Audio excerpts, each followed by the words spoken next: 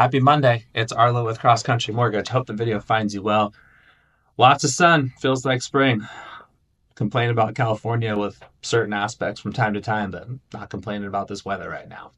Anyways, this week's video is a business building tip around your business plan. It's to help spend 1 to 2 minutes watching this video and to improve the results that you're going to get this year by following your business plan.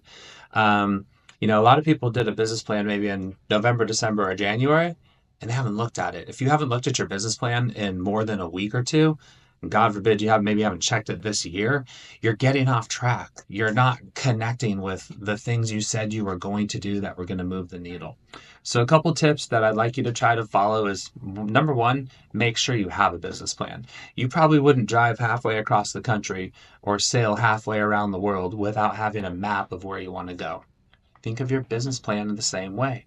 This business plan was your high level goals that resonated with you because you set them.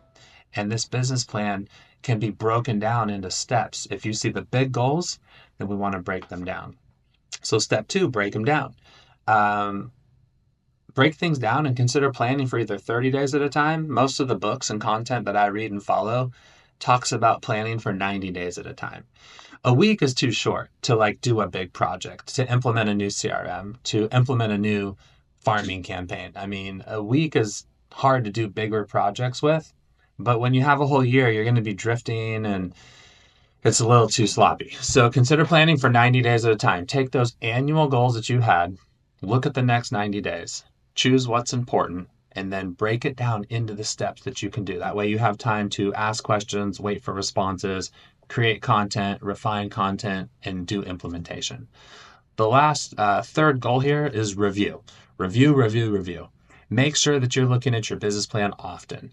I personally would recommend take a couple minutes per week and look at it in the beginning of the week and make sure that the goals you set for those 90 days, what needs to get done this week to keep you on track.